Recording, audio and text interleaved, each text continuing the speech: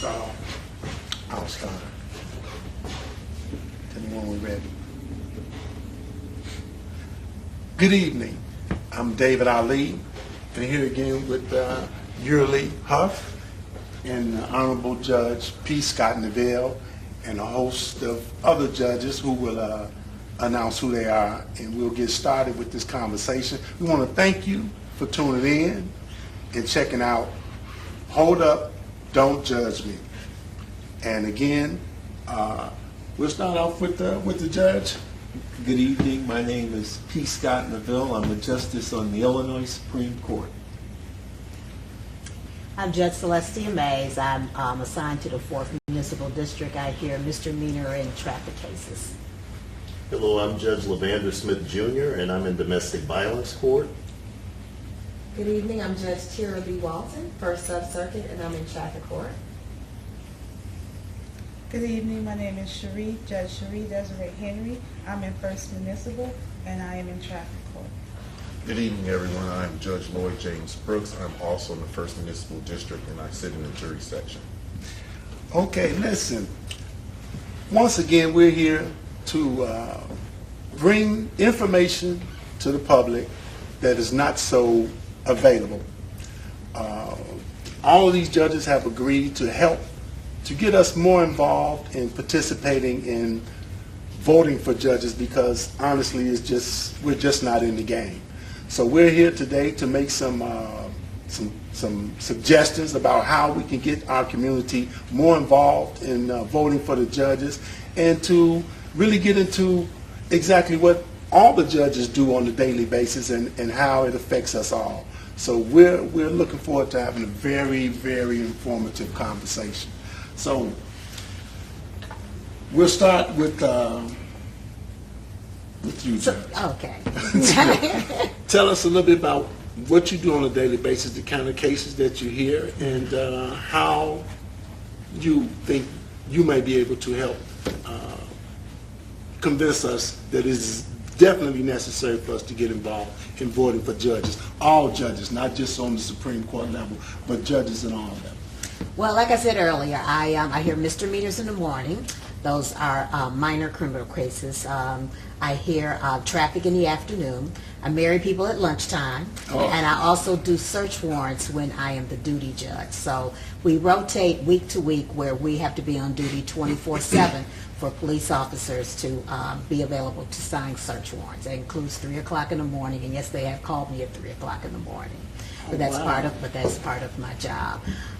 Being on the court has truly been an honor and a privilege. It's very important that people become very involved and know about judges and vote for judges, because of all the people that are going to be on the ballot, we are the ones that you or a loved one will come in contact with. You're not going to meet the president, usually don't meet the senator or the congressman, but a judge. I mean, you think about it, we're everywhere as far as minor traffic offenses. Somebody dies, the state goes through probate, you go through a divorce, you hauled into court for child support, you haven't seen your child, you need parenting time and visitation. So it's very important that people vote for judges, because we are the ones that touch individual lives every day. Every day, exactly. So what do you think? How do you, what does your day look like on a daily basis? Well, hello again. I'm Judge Lavander Smith Jr., and I am at Domestic Violence Court in the County Department.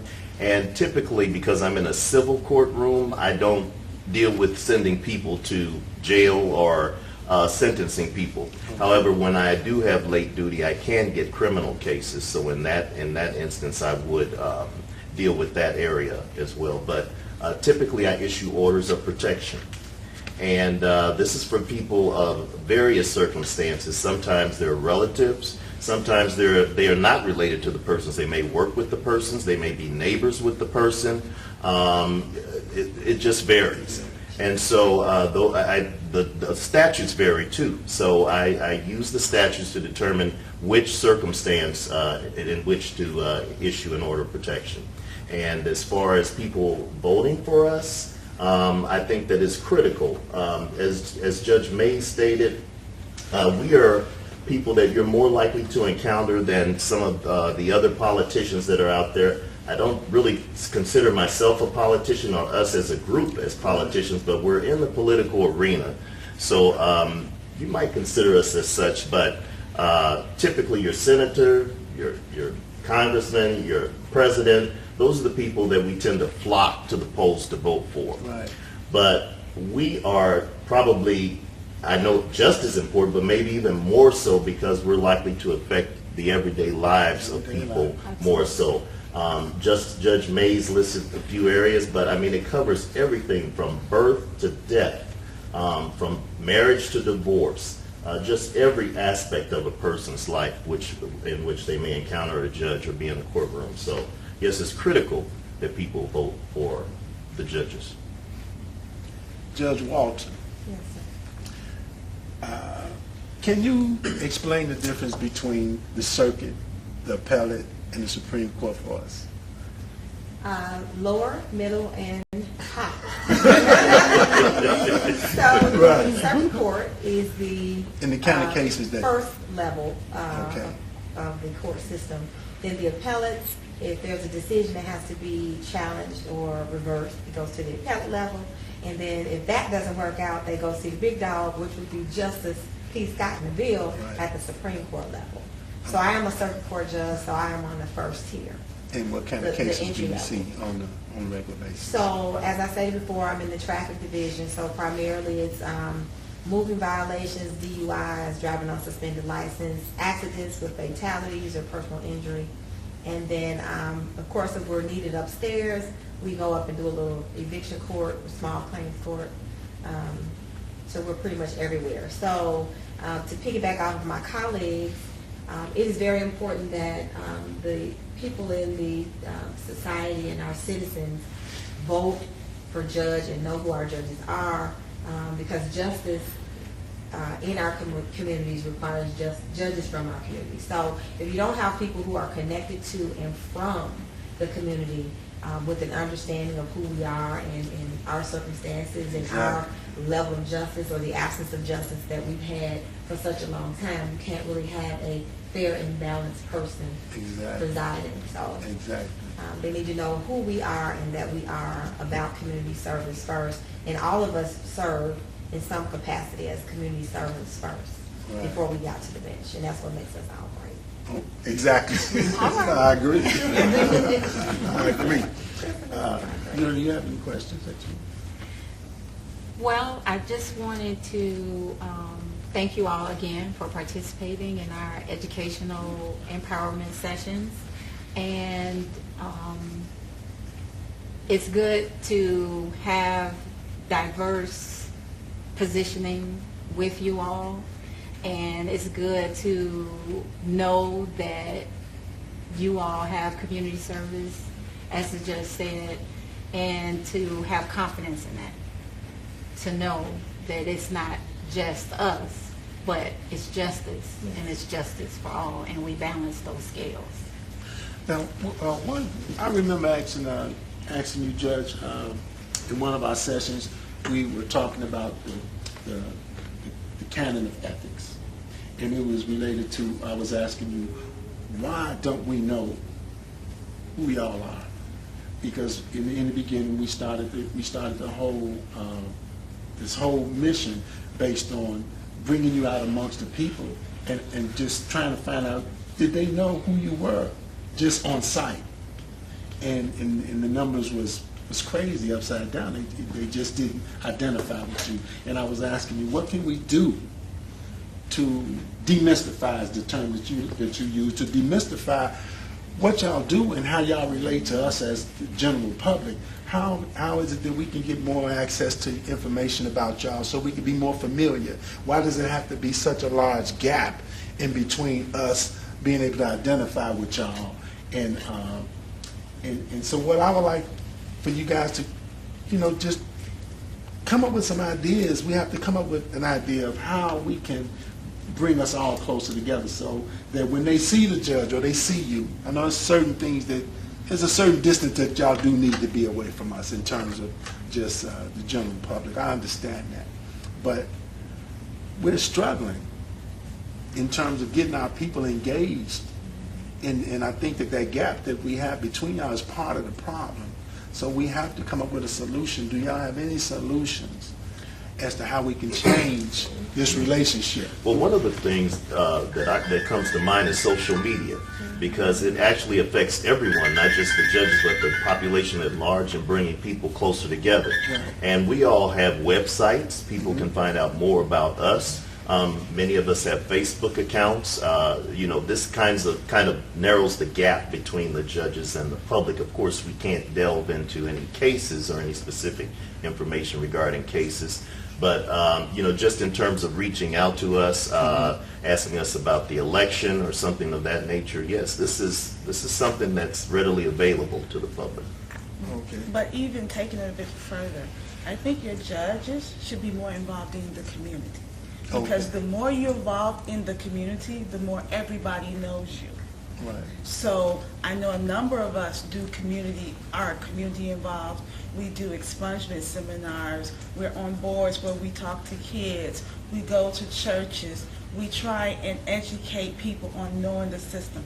A lot of the judges also go to churches as a group to say, these are your judges.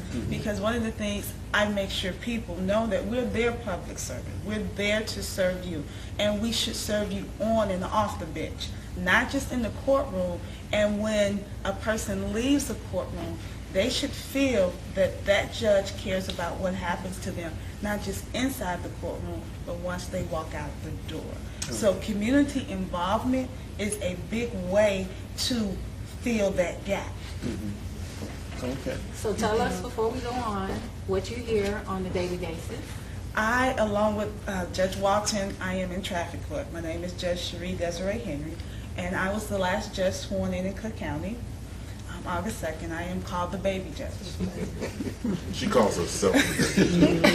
Nobody else does that. And so what I also do is I do a lot of weddings. I think last Friday I did 80 weddings. In one day? 80 weddings in one day. Friday. It was a Friday. Oh, Wow. Love is rampant in Cook County. There you go. I also do traffic cases. I do DUIs. I do obstruction of a police. I do moving violations. And one of the things that I am passionate about is no one leaves a courtroom without telling me what happened. No one leaves a courtroom and not know what happened and why. And no one leaves the courtroom without having talked to me to tell me what they want to say, what's on their heart. And if I can answer it, I will. But if I can't, I explain it to them so that once again, they know why the judge did what they did.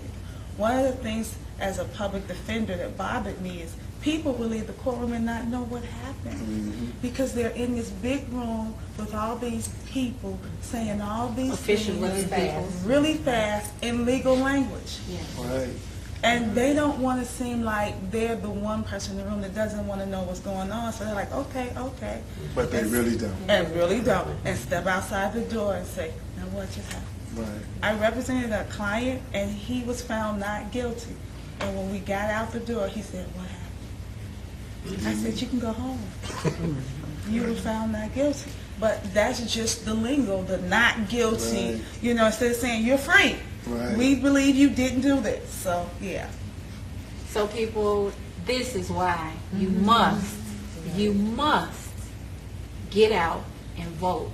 You got a lottery ticket that's a winning number, and every time it's a winner, guaranteed, you gotta cash it. This is why we brought this to you. This is why we brought Judge Neville to you.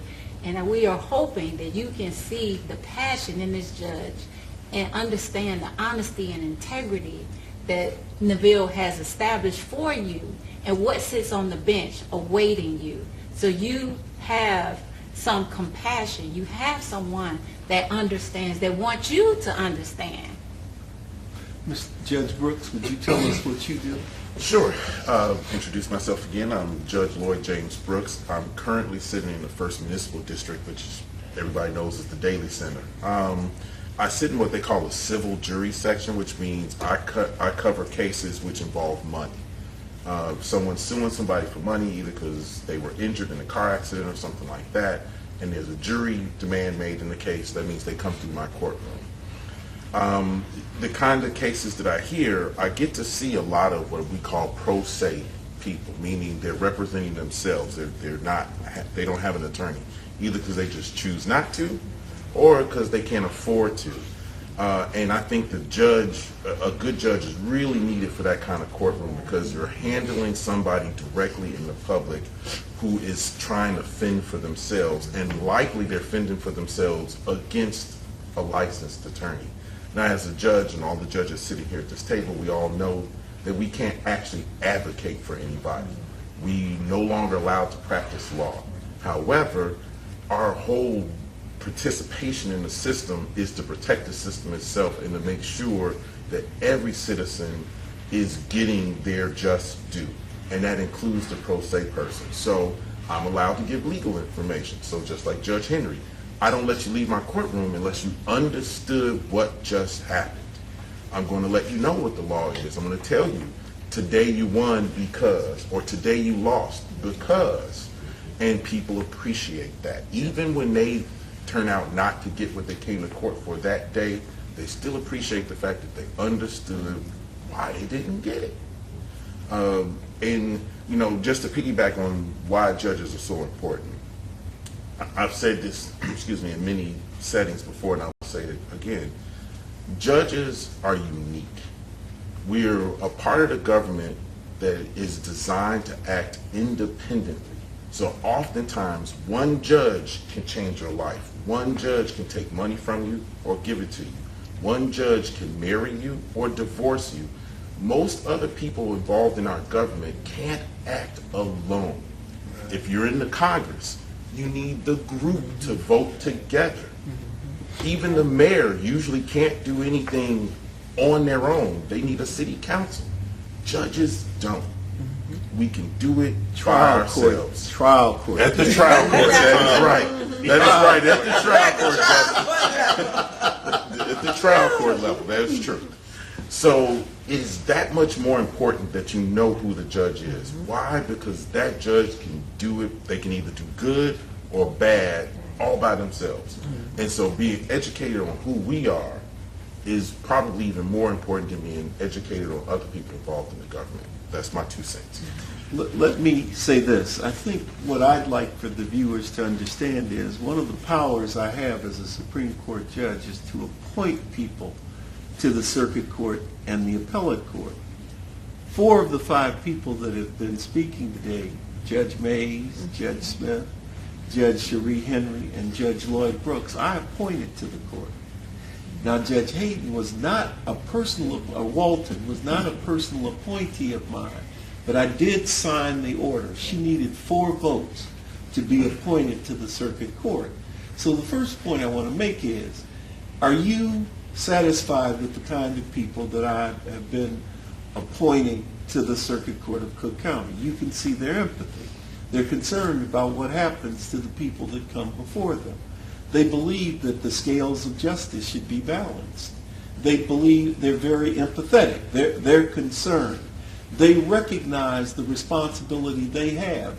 They pointed out that they're public servants. They're not there to serve themselves, but to serve the public. They work for you. So just keep in mind, it's your decision as to who's going to sit in judgment of you. It's your decision as to who's going to sit on the Supreme Court and make decisions about who fills the vacancies on the circuit court and the appellate court. As has been pointed out, it's a lottery ticket that only you can cash. It's a winning ticket, but you can't win if you don't play. So Judge, what are some of the qualities that you look for in judges when it comes to appointing judges to the bench? Well, there are a number of qualities I look for. The first thing you have to understand is there's a vetting process that all prospective judges go through. And they go through this vetting process and they're evaluated by the bar associations. And the bar associations rate them and express an opinion on their qualifications to serve as judges. That's very, very important to me. I'm also interested in the amount of experience they have. I happen to think that a good judge has a good legal foundation. That is, they practiced law before they got to the bench. You know, in order to exercise judgment, you need to have participated in a number of cases, had a number of experiences, and then you know how to balance the interest, how to keep the scales balanced. I'm also concerned about community involvement. I don't want people who are disconnected from the community. I want people who are sensitive to what's going on. I'm interested in the breadth and depth of their personal experiences. You know, what have they done with their lives? What kinds of things have they done? How have they lived their lives? I put all of those things together, and I want a person that is going to give every citizen who appears before them all the process they're due. I think that you can see that I have appointed a broad cross-section of the community, people with different experiences, different backgrounds, people who practice criminal law, people who practice domestic relations, people who have done foreclosures, people who have worked with children, and then those people who have been charged with serious crimes, which was always the thing that I noted about Judge Walton. So we want a broad cross-section of experiences. We want people who have been evaluated by the Bar Association.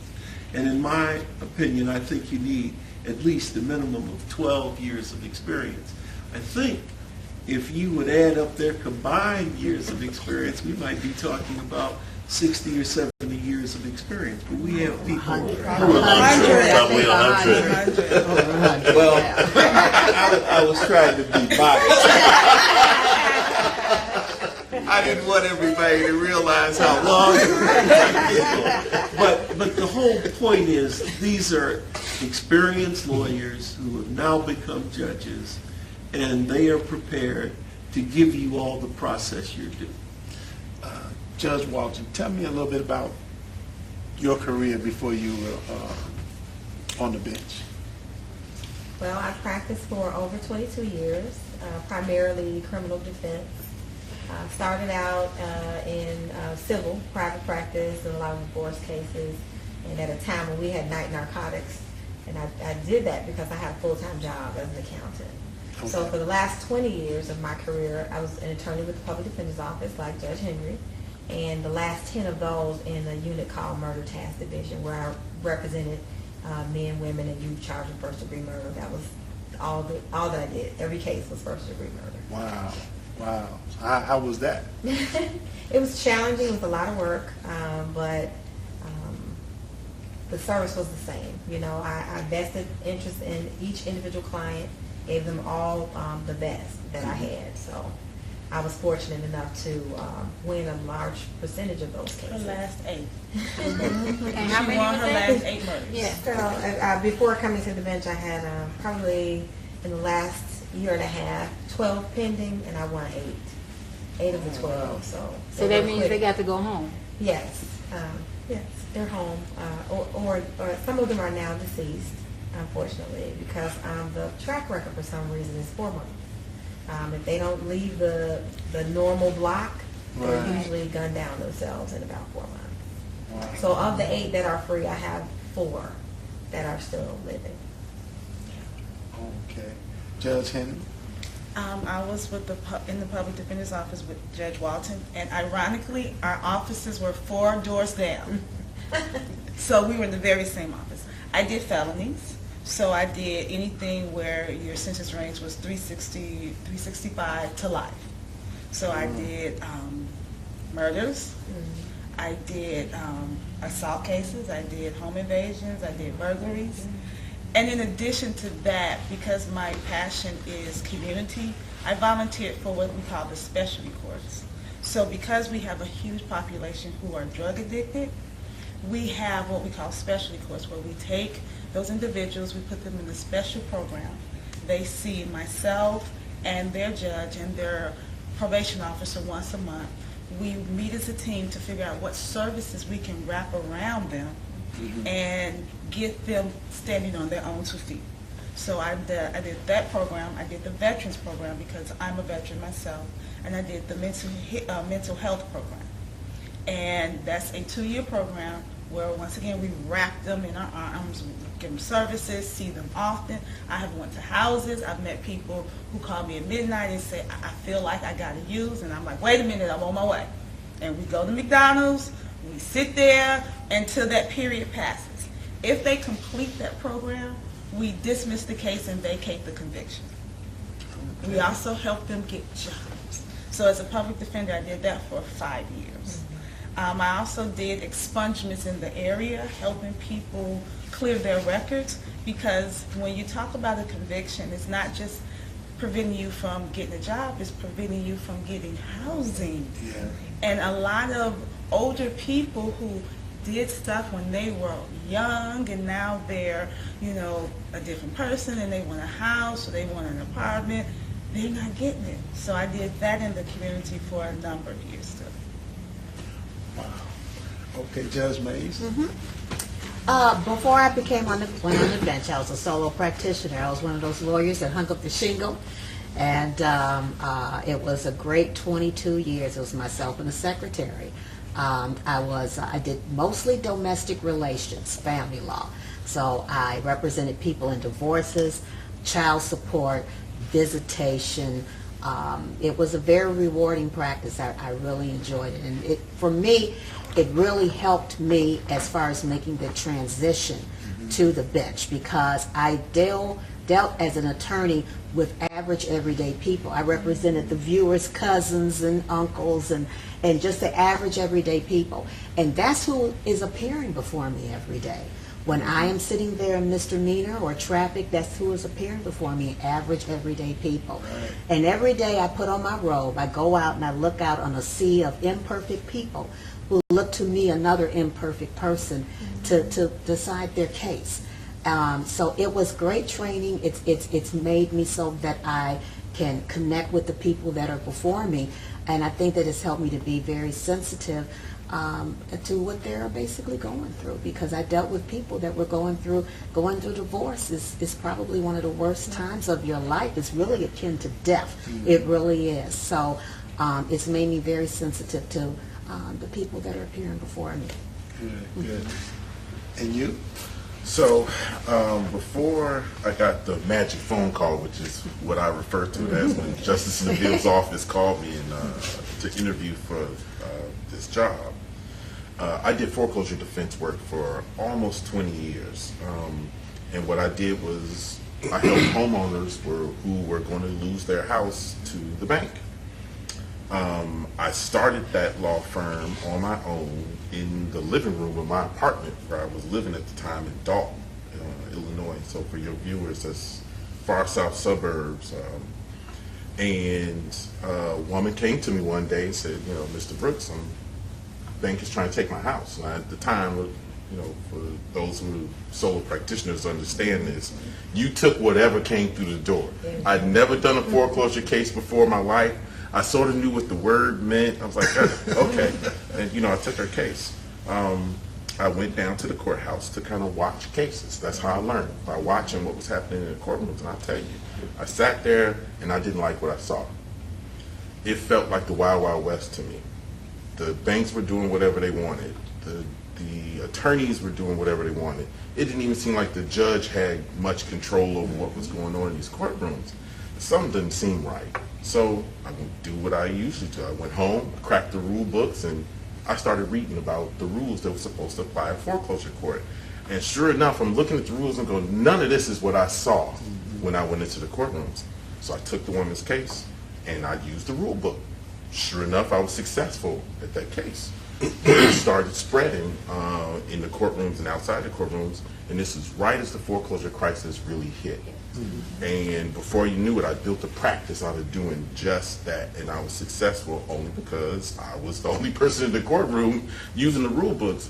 Now, to the judge's credit, most of them, once I presented them with the rule, they would look at the rule and go, hey, he's right.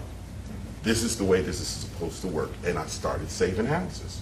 And I did that for almost 20 years before I was appointed to the bench. Wow, that's interesting. Judge, what were you doing before you got to the bench? How Well, was your day? actually, when I got the call from Justice Neville, I was sitting at my desk at the Illinois Department of Children and Family Services, and I worked with them for a combined total of 15 years. And at that point, I was managing attorneys. And this is something that I've been doing for most of my career, my 25 plus years as an attorney, fighting on behalf of children and families. So, like Judge Mays, I did have my stint in terms of representing people in divorces and child custody cases was much smaller than 22 years that Judge Mays had. But the bulk of my time was spent fighting on behalf of children and families, children who had been abused and neglected particularly. Whether it was with the Illinois Department of Children and Family Services or as a state's attorney. I even had a short stint as a guardian ad litem, like Judge Henry. So this is something that's very important to me because everything that all of us do ultimately affect families and children. Children are the future, and I don't know if we were on camera when Judge Henry was talking about the impact that children have on the system and as they become older and the experiences that they go through. But this is something that I've seen throughout the years of working with the department and as a state's attorney. It shapes where I am right now. I can see it in every case that I handle now in domestic violence court. Many of them are families that come before me. Even if the people are not related, the litigants that is that come before me, somehow, some way it affects some children involved. It impacts everything. So this is a very important point to me. So it is safe to say that prior to coming to the bench, it is your prior experience has prepared all of you guys to do absolutely. exactly what it is you're doing. They needed the foundation in order to do the work they're doing. Without the foundation, it would have been more difficult. That's why the bar associations usually require a minimum of 10 to 12 years of experience. You can see what a difference it's made. Absolutely. Because they have a real appreciation as to how the system is supposed to work and what happens when it doesn't work as it's supposed to work. But you see, they've spent their careers fighting for people, and that's something that I was looking for when I made the decision. I do want to add this. I have a succession plan, and I think any of the 5 people here could readily be elevated to the appellate court and even possibly the Supreme Court. I am looking for my successor, and I think that the public can see that these are the kind of people they want to be sitting in judgment of them. So tell us how does the process work? How will a judge get from one court to the next court and ultimately to the Supreme Court? And what say so do you have in that process? There are a couple of ways. Of course, all the 5 people who are sitting here were all appointed. That's one way to go. But they could have simply run and been elected to the office. But even after you're appointed, you have to be elected. The same is true at the appellate court level. You can be appointed. If a vacancy occurs, the Supreme Court in the First District, we rotate in making appointments. We already know who's going to get the next appointment. We just don't know who's going to create the next vacancy. So how long are the terms? Well, in it's each only branch? until the next election, you see. I was appointed in June of 2018. I have to run in the March 2020 primary. You're only elected until the next election is up. Okay. You see, for example, Cherie will have the shortest period because she was the last person appointed. I think Lloyd was appointed, or Judge Brooks was appointed in January, so his term will be a little longer. But he's got to be elected on March 19, 2020, or March 17, 2020, in order to keep his position. And the same is true of everybody who's sitting at the table, including myself. But let's assume a vacancy appears on the appellate court. Okay. Then I will or some other judge will be in a position to make the decision. They'll select a person and they will fill the vacancy. That person will not have to run until 2022, Okay. you see. And then the same is true of the Supreme Court. Justice Freeman decided to retire. He made a recommendation. The Supreme Court approved it. It always takes 4 votes. With everybody that's sitting here, they got 4 votes. My recommendation is not enough. They also have to get 3 other votes in order first to get the positions they have, then to be elevated to the appellate court, and then to be elevated to the Supreme Court. It always takes 4 votes. But you see, what I'm talking about is they have the qualifications and the ability to sit on those higher courts, which I am trying to develop a bench. I would like to think that the public will see the importance of having people like the people that are sitting before them today. If you don't vote, then you don't get these people, and you don't know who's going to make a decision on your particular case. You know, that's the thing that's so critical right now. You get to make the decision. I'd be interested in seeing how you feel about what it is that these people have had to say, the kind of backgrounds they come from, the kinds of cases that they've handled, the people they've represented. You know, this is what we want the circuit court bench to look like. And I think everybody on the Supreme Court is very happy with the 5 people sitting here. We haven't had to reverse them yet. So in other words, when you say reverse them, meaning that Their cases have not come through, gone to the appellate court and then come up to the Supreme Court. how often does that happen? Well, let me just say this. With most of the cases they're handling, traffic court cases usually don't get to the Supreme Court. Can a traffic court case get to the Supreme It Court? certainly could. The case that is more likely to get to the Supreme Court is a driving under the influence case. That's the case that's most likely to get to the Supreme Court that is a traffic court case. Judge Brooks said he's handling jury cases. Those cases might get there. What Judge Brooks didn't tell me is there a cap or a ceiling on the amount of money that can be involved in your cases? Sure, because I'm in the municipal district, it's in Cook County in particular, it's capped at 30,000. Anything over that would be in a different division of the What court. division is that? That would be the law division. Okay. So his cases would have a possibility, but it would have to be a pretty significant issue. Keep in mind, the appellate court must hear every case. The Supreme Court, we have discretion, and we only hear those cases that we want to hear. Right. We only hear what we want to hear. And once again, it takes 4 votes. If you don't get 4 votes, we don't hear the case. But I might tell the viewers that I want to hear a lot of cases. It's my colleagues. They are not always in agreement, but it takes 4 votes. But asking all the judges at the table,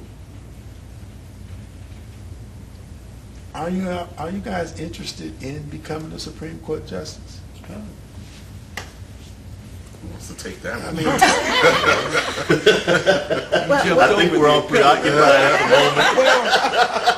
I mean, okay, let's say appellate, then Supreme Court. I mean, what do you see for your future? Personally, me, I think I want to stay on the trial court, the circuit court level. We'll see. I mean, things can change, but I'm a people person.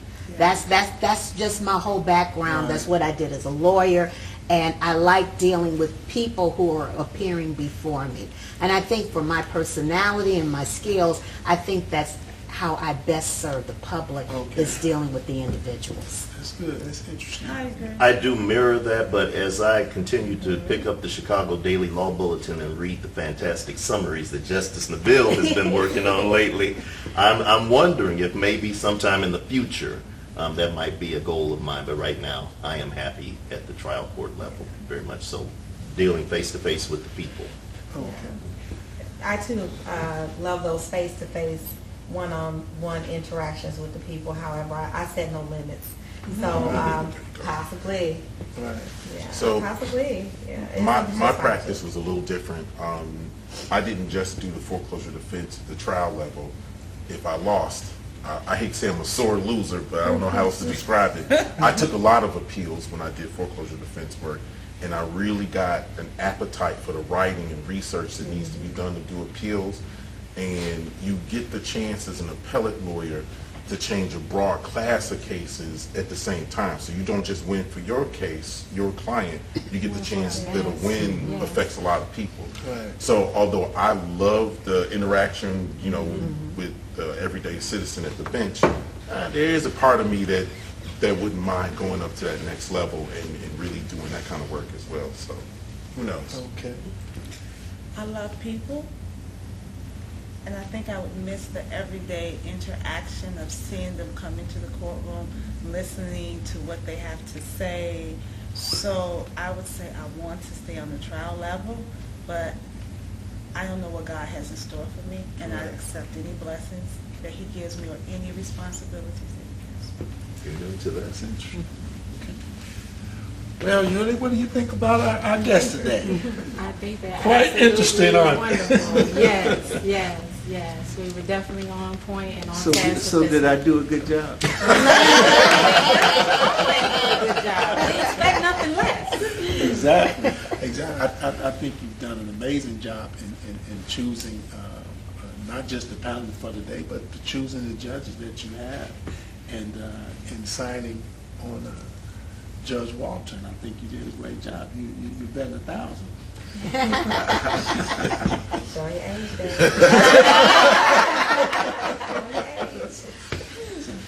So, what I think what we need to try to do as a group, and I'll consider us a group now, because y'all are part of this team, whether y'all knew it or not. You're a part of this team in solving the problem of our communities of not participating in these races. We have to come together again, and we have to come up with some solutions. So the next time we meet, please bring some solutions to the table where we can get our people involved and we can make some significant changes and continue this struggle of diversifying the courts.